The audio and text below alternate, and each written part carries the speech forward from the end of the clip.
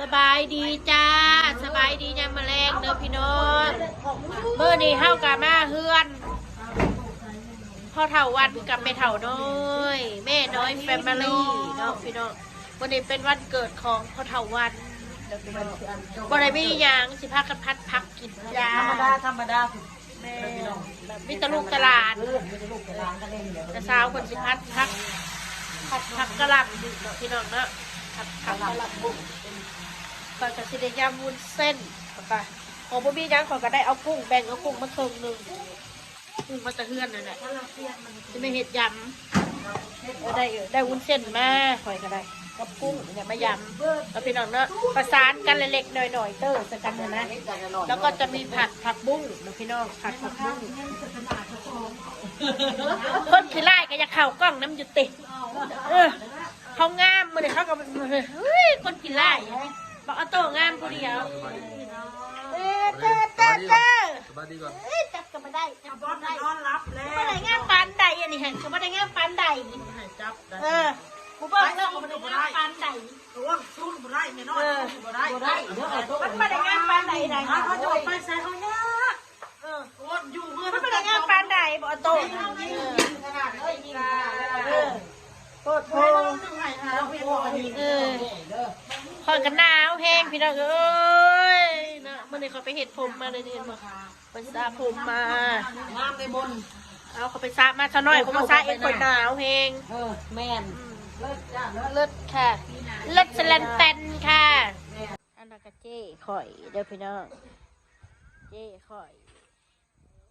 ก้มหน้าก้มตาเบิ่งหนังอยู่จ้าเบิ่งหนังอยู่จ้าพูนเจ้าของวันเกิดพูนวันเกิดอยู่ที่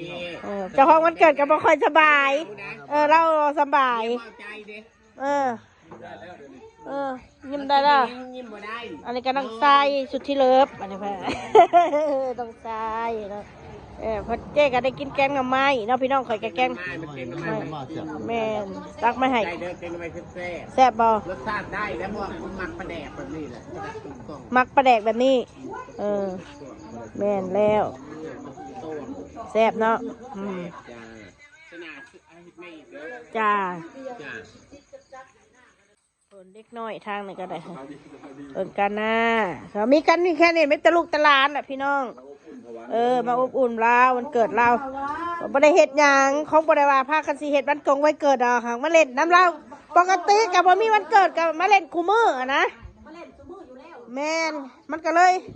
บ่ได้อีหยังมากมายทางนี้ก็สิเป็นกันแกล้งดื่มสุรานะทางนี้ก็แกล้งดื่มสุรามื้ออื่นมันเกิดบักออโต้อีบัดสุกูเกิดดันเที่ยงกันแท้บ่เกิดแต่ย่าบ่มีเงินเนาะเกิดย่าบ่มีเงินนี่บะกินเห็ดอยู่ไสอยู่เฮือนสิเฮ็ดอยู่บ้านน่ะเฮ็ดอยู่เฮือนเพิ่นบ้ามื้ออื่นน่ะให้กูมาอีบ้ามื้ออื่นน่ะให้กูมาอีบ้าอีกมื้ออื่นน่ะตายกูสิได้เบิดเงินซื้อเค้กซื้อคากอีกแล้วเนาะคนละเครื่องนะโอเค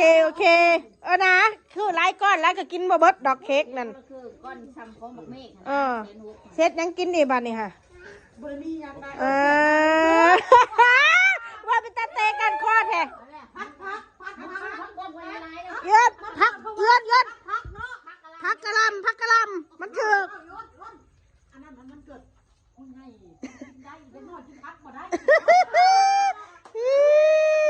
เด็ก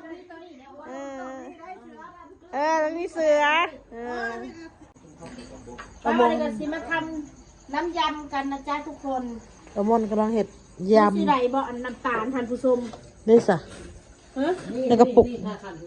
ในกระปุกน้ำตาลค่ะน้ำตาลขาวค่ะน้ำตาลสีขาวเนาะไม่เป็นงัวนะเบิ่งนี่นี่ค่ะผงนัวอยู่นี่ค่ะนี่คือเป็นงัวนะวะน้ำตาลนะเว้ยน้ำตาล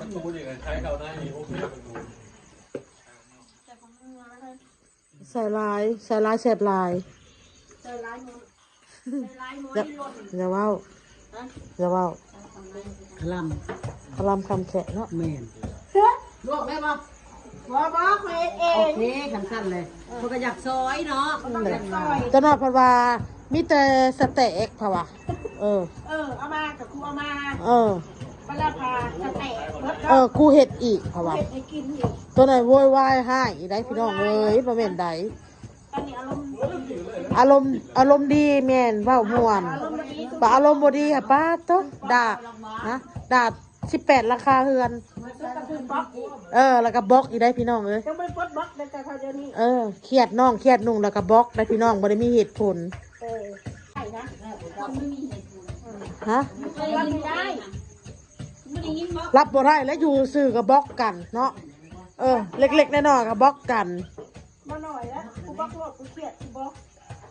ช่วยอย่าได้ ปลดบล็อกแล้วอ้นน่ะ ยังไม่ปลดบล็อก เฮาเด้ ยัง ยังบ่ เฟ ปล ซ ดบล็อก โทรหากูเลย เอ เฟ อ ซของกูนั่นคือโทรมาได้กูบล็อกไป ลวกกุ้งบ่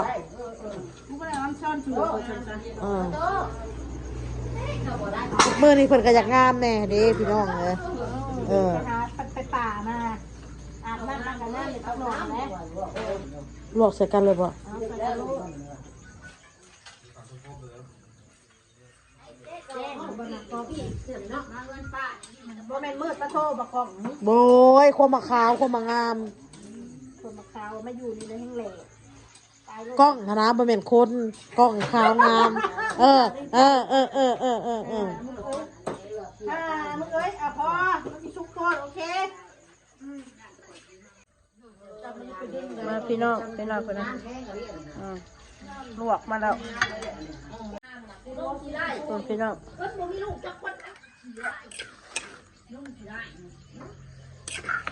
ใส่น้ำแจ่วไปเลยน้ำยำนะใส่น้ำยำเลย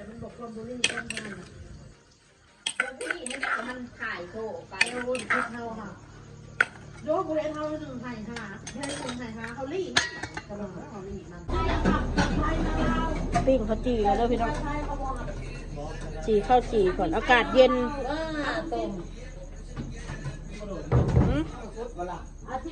ฮะยังบ่แล้วเลยต้มหมกต้มน้ำห้อนเนี่ยต้มน้ำห้อนกินอากาศมันหนาวเห็นไหมเราจะกินน้ำห้อนอุ่นๆเพื่อนไปหน่อยบ่มีหมอน้ำห้อนพี่น้องเอ้ยลืมถือมาให้เราแล้วเลยว่าต้มน้ำห้อนชูกินก็เลยจะกินนี่หน่อยหัวไปสั่นหัวเห็นยังกับต้มน้ำห้อนอากาศมันหนาวเนาะนั่นน้ำหมอน้ำห้อนกับบ่มีเนาะเดี๋ยวกินน้ำห้อนให้เราต้มให้กินคือแล้วเนาะหนึ่งเห็ดอะไรเปิดล้างถ้วยน้ำเห็ดน้ำล้างน้ำพี่น้องเอ้ย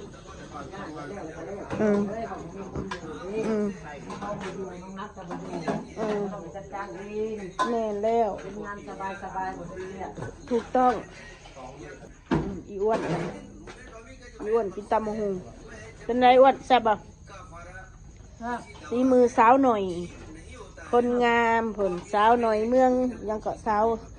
ปักเซ่มาแต่ไซเจ้านั่นมาแต่ไซ มาหารักจ้ามาตามหาความรักจ้า มือได้จะกับปักเซ่นั่นมือได้จะกับปักเซ่ เขาบอกนะบ่ ฮะ มาเล่นค่ะ มันเล่นจ้า นี่มันเกิดพ่อหวาน มาให้กำลังใจวันเกิดพอวัน CCS นึกออกใช่ไหม จะปีคนหอ นึกออก ไม่น้อยพ่อหวานจะปีแล้วไม่น้อย 50ปีหนู เจ้าเอาเราไปก่อนกัน กูเป็นอ้ายลาว เอาจะเป็นอ้าย กูเกิดเดือนเพิ่นเกิดเดือน เท่าใดละ56 มันบ่ฮอด54ยัง54ยัง 55แต่เจ้าเป็นอ้ายเราอ่ะ กูอ้ายเดือนกูเป็นอ้ายเดือนนะ6 เดือน เป็นหน้าเท้าให้เป็นโผงกู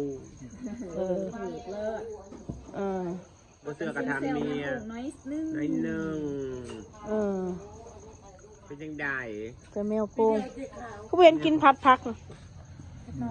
จนมันเย็นไปละ บัก ผัด โลไปนั่นมันนั่นบ่ ผัดผักบุ้ง แซ่บแล้วก็ แกงหน่อไม้ แกงหน่อไม้อันนี้แกงหน่อไม้อีนี่ก็แกงแซ่บอยู่ แซ่บแห้ง ก็ได้อยู่ตอนหิว ตอนหิว ตอนหิวกูก็จม แซ่บอยู่ แม่เฮาแล้วช่วงนั้นพ้นตกสิหามือเฮาแล้วยังไม่ได้ฝากไปเขายังไม่ได้ฝากไปเลยเล่าเลยโทรมาทางประมอน ข่าวก็ฝากไปแล้วพ่อเขาบอกเขาจะบริพักคนมันยังตกอยู่คนเช่าคนแรกนัดหนึ่งไปเขายังไม่ได้ไป ตัวเก่าถ่ายช็อต เอาก็ขยะคนแล้ว ทิมเลย ทิมแล้ว เอาหมอคนน้อยนะมัน มองน้อยกับเขาเอาไว้ใส่ที่เขาเอาไว้ใส่น้ำมันที่เขาทอดหันทอดนี่เลือเขาเทลงหัน กูรู้กูจะขอคืนนะ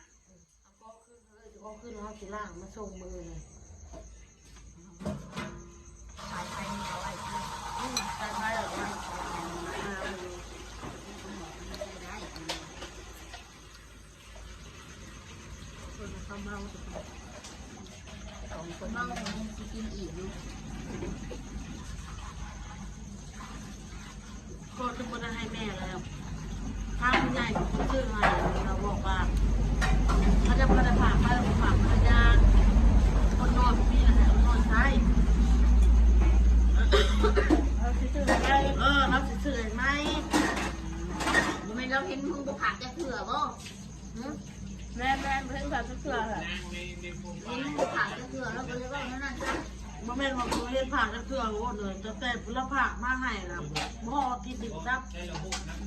ประมาณ4-5 มื้อเนี่ย ทอดอยู่แล้วโดนเติบเลยนะ ฮะ ช่วงนั้นคนตกลิงของมึงตื่นตกมึงเนาะ คนตกแล้ว คนตกเล่นได้ช่วงเราผ่านมาว่าคนตกเศร้า2-3 มื้อที่จะไปพักแต่ว่าฝนมันยังตกบ่เศร้าก็เลยยังบ่ได้ไปฝากสักเทื่อ